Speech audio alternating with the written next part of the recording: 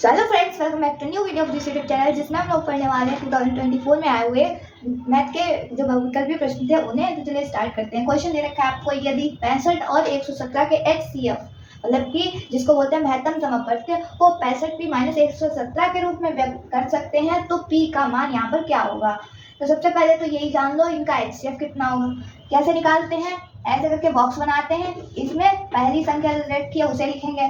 कैसे निकालेंगे, देखो यहाँ पे 5 दे रखा है, मतलब इसे 5 से भाग करा जा सकता है। तो 5 से काटेंगे कितनी बार, 5 एकम 5 हो जाएगा, 5 या 15 हो जाएगा।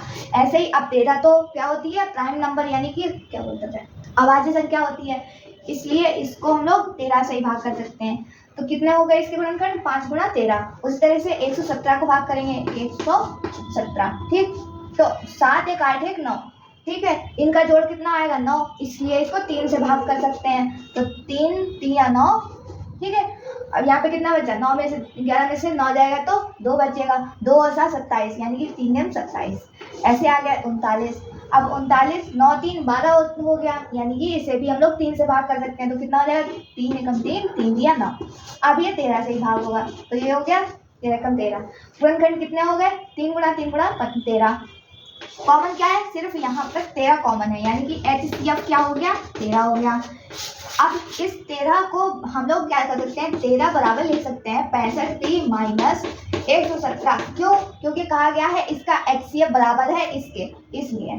अब इसे सॉल्व करेंगे, कैसे करेंगे, देखो 65p को ऐसे ही रखेंगे, तो 65p ऐसे ही रहेगा, माइनस 117 इधर आएगा तो प्लस हो जाएगा 13 में, कितना हो जाएगा 130 बनाएगा। 130 बराबर 65p हो जाएगा।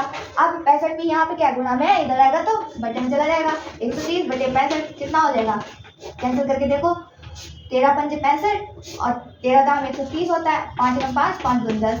तो कितना हो गया, p बराबर 2 आ गया। तो इस तरह से आप कौन सा वाला टिक करेंगे, सेकेंड वाला। इसके बाद में क्वेश्चन है, 2 tan 45 डिग्री बटे में 1 + 45 tan स्क्वायर 45 डिग्री का मान होगा। तो देखो 2 है, ठीक, tan 45 डिग्री का मान 1 होता है, बटे में 1 पहले से था, प्लस करेंगे tan स्क्वायर 45 डिग्री, 45 डिग्री का मान होता है 1, और 1 का स्क्वायर करेंगे तो वो भी 1 ही होगा, ठीक। 2 गुणा 1 2 हो जाएगा, और बटे में 1 + 1 2 हो जाएगा। 2 को 2 से भाग करेंगे तो कितना आएगा, 1 आएगा। क्यों, क्योंकि किसी संख्या को उसी संख्या से भाग करते हैं तो भागफल हमेशा 1 आता है। कहीं पे दे रखा है सी वाले में, तो इसे आप टिक कर दोगे। इसके बाद में क्वेश्चन है, 15 18 और 24 का लासा होगा। तो लासा कैसे निकालते हैं, सभी संख्याओं को एक संग लिख लिया जाता है। देखो ऐसे बॉक्स बनाते हैं, सभी संख्याओं को हमने एक संग लिख लिया, ठीक। अब देखो इन तीनों को किसी एक संख्या से भाग कर सकें, या ज्यादा से ज्यादा संख्याएं किसी एक संख्या से भाग हो सके, उसी को भाग करेंगे। जैसे कि यहाँ पर 8 है, यहाँ पे 4 है, तो इसे सबसे छोटी अभाज्य संख्या क्या होती है, 2 से भाग कर सकते हैं, तो उससे भाग करेंगे। 15 को नहीं कर सकते, 15 ऐसे ही लिखा है, 2 ने 18 होता है, और 2 एकम 2 2 दूनी 4, ये 12 से कट गया। इसके बाद देखो अब यहाँ पर 9 है, यहाँ पे 15, लेकिन 12 तो काटा जा सकता है ना 2 से, तो इसे काटेंगे। तो 2 15 ऐसे ही रहेगा, 9 भी ऐसे ही रहेगा, और 6 बार मिल जाएगा 12, ठीक। उसके बाद 6 को फिर से कैंसिल करेंगे, 15 ऐसे ही रहा, 9 ऐसे ही रहा, 6 को भाग करेंगे कितना आएगा, 3 आएगा।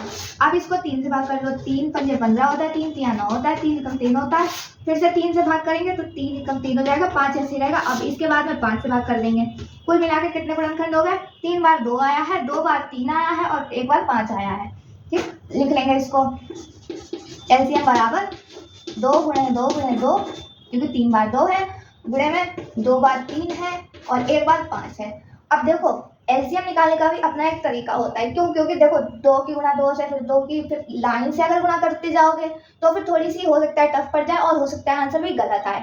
इसलिए इसको करने का ये तरीका होता है कि आप ऐसे गुणा करो कि आपका इकाई का अंक 0 बन जाए। इकाई का अंक 0 बनने से क्या फायदा होता है, जो बाकी के 2 अंक होते हैं उनकी गुणा ही करानी होती है, और एक 0 लगाना होता है एक्स्ट्रा, ठीक है। तो ये फायदा हमें हो जाता है वहां पे। देखो कैसे, 2 दूनी 4 दूनी 8 हो गया, ठीक, और 8 पंजे कितना होता है, 40 होता है, ये 40 हो गया, ठीक। और 3 का कितना होता है, 9 होता है, ठीक। तो 4 की 9 से गुणा होता है, करेंगे 36 आएगा, और एक 0 होता है, एक 0 लगा दिया। इस तरीके से अगर हम लोग करेंगे तो जल्दी भी हो जाएगा और आसान भी रहेगा। इसके बाद क्वेश्चन है, 148 बटे 185 का सरलतम रूप है। तो देखो 148 बटे में दे रखा है 185। अब यहाँ पे एक बहुत ही मस्त ट्रिक होने वाली है, क्या कि देखो यहाँ पे क्या दे रखा है, 5 दे रखा है, आखिर में, ठीक। तो यहाँ जब आपको 5 दे रखा हो या 0 दे रखा हो, इसका साफ सुथरा सा मतलब क्या होता है? इसका साफ सुथरा सा मतलब ये होता है कि ये संख्या 5 से भाग हो जाएगी, मतलब कि यहाँ पर बटे में 5 जरूर आएगा। तो आपके 2 ऑप्शन तो बर्बाद हो गए ऐसे ही, है कि नहीं? यहाँ पे 7 है, यहाँ पे बटे में 4 है, तो ये तो कैंसिल हो गए, कन्फर्म कैंसिल है, ठीक।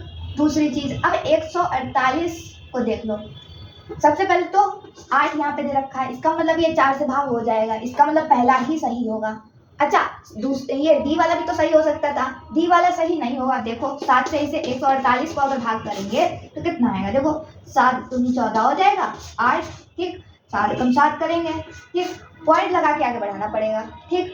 लेकिन हमें क्या चाहिए? पूरा पूरा कटना चाहिए, ऐसा चाहिए नंबर।